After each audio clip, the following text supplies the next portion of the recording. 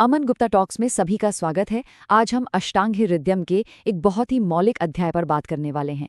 अध्याय 14 द्विविधोपक्रमणीय अध्याय। ये अध्याय सच कहूं तो आयुर्वेदिक चिकित्सा की एकदम नींव है, उसकी आधारशिला है। और हाँ, जो लोग बीएमएस फर्स्ट प्रोफ की तैयारी कर रहे हैं उनके लिए तो ये चैप्टर बहुत ही ज़्यादा ज़रूरी है। यूनिवर्सिटी एग्जाम्स में इससे जुड़े सिद्धांत कई बड़े सवालों का बेस बनते हैं। तो चलिए इसे बहुत ध्यान से समझते हैं। आचार्य वाग्भट इस अध्याय की शुरुआत एक बहुत ही जबरदस्त श्लोक से करते हैं। वो कहते हैं कि दुनिया में जितने भी उपचार हैं, जितने भी उपक्रम हैं, उन्हें असल में सिर्फ दो मुख्य श्रेणियों में बांटा जा सकता है। और ये दो श्रेणियां हैं, लंघन और बृंहण। देखिए, लंघन में वो सभी क्रियाएं आती हैं जो शरीर को हल्का बनाती हैं, और बृंहण में वो सारी क्रियाएं जो शरीर का पोषण करती हैं, उसे बनाती हैं। आयुर्वेदिक ट्रीटमेंट का पूरा विज्ञान कहीं ना कहीं इसी संतुलन के इर्द गिर्द घूमता है। लंघन की परिभाषा अपने आप में बहुत गहरी है। श्लोक कहता है, जो कुछ भी शरीर में हल्कापन लाए उसे लंघन कहते हैं। मतलब ये सिर्फ उपवास या फास्टिंग तक सीमित नहीं है, इसके भी दो मुख्य प्रकार हैं। शोधन, जो शरीर से फालतू दोषों को बाहर निकालता है, और शमन, जो उन्हें शरीर के अंदर ही शांत करता है।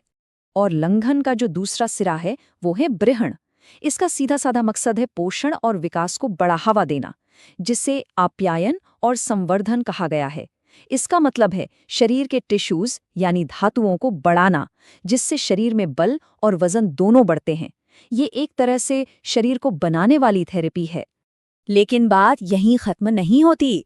आचार्य वाग्भट आगे कहते हैं कि एक सच्चा वेदविद यानी एक विशेषज्ञ चिकित्सक वो है जो इन दो मूल सिद्धांतों के विस्तार को भी समझता है। इन्हीं दो उपक्रमों को आगे 6 मुख्य तरह के उपचारों में बांटा गया है। ये हैं वो 6 जरूरी उपक्रम या चिकित्सा पद्धतियां। लंघन और बृहण के बारे में तो हम जान ही चुके हैं। तो चलिए अब बाकी 4 को भी फटाफट समझ लेते हैं कि उनका काम क्या है। तीसरा है रुक्षण। जैसा नाम से ही साफ है, ये थेरेपी शरीर में रूखापन या सूखापन लाती है। इसका मेन काम है शरीर में जमा हुए अतिरिक्त तरल पदार्थ यानी क्लेद को सोख लेना। रूक्षण का ठीक उल्टा है स्नेहन। इसका काम है शरीर में चिकनाई यानी स्नेह, कोमलता यानी मार्दव और नमी यानी क्लेद पैदा करना। ये एक ऐसी चिकित्सा है जो शरीर को ल्यूब्रिकेट और मॉइस्चराइज करती है।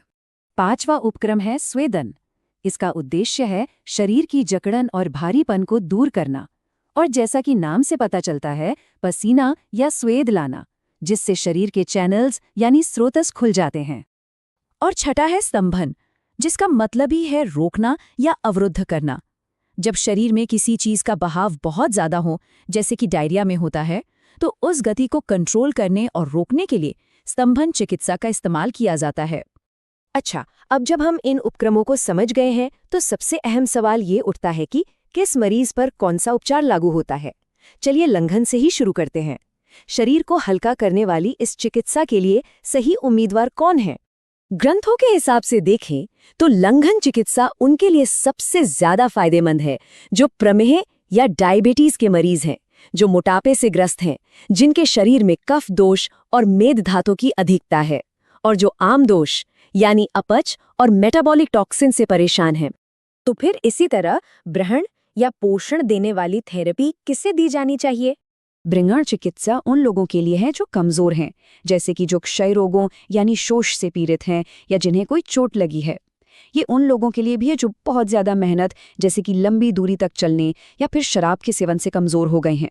और हाँ, बुजुर्गों, बच्चों और जो लोग स्वाभाविक रूप से कमजोर हैं, उन्हें भी इस चिकित्सा से बहुत लाभ होता है। देखिए, उपचार देना एक बात है, पर ये जानना कि वो सही से काम कर रहा है या नहीं, ये उससे भी ज्यादा जरूरी है। आयुर्वेद इस बात पर बहुत जोर देता है कि सही प्रयोग यानी सम्यक योग और जरूरत से ज्यादा प्रयोग यानी अति योग के संकेतों को पहचाना जाए। इन संकेतों को समझना बहुत जरूरी है।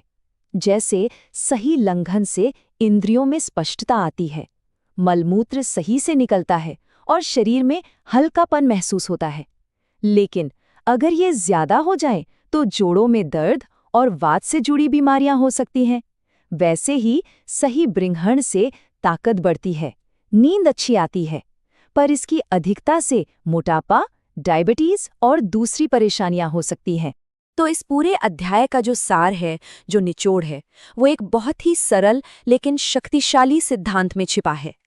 अगर कोई बीमारी जरूरत से ज्यादा पोषण से हुई है तो उसे घटाने वाली चिकित्सा यानी लंघन लागू करें, और अगर बीमारी किसी चीज की कमी से हुई है तो पोषण देने वाली चिकित्सा यानी ब्रहण लागू करें। यही क्लिनिकल प्रैक्टिस का असली सार है। और अंत में सबसे महत्वपूर्ण पाठ, एक चिकित्सक को कभी भी आंखें बंद करके इलाज नहीं करना चाहिए। कौन सा उपक्रम इस्तेमाल करना है, इसका फैसला हमेशा मरीज के देश यानी स्थान, काल यानी समय, बल यानी उसकी शक्ति और उसके दोषों की स्थिति को ध्यान में रखकर ही करना चाहिए।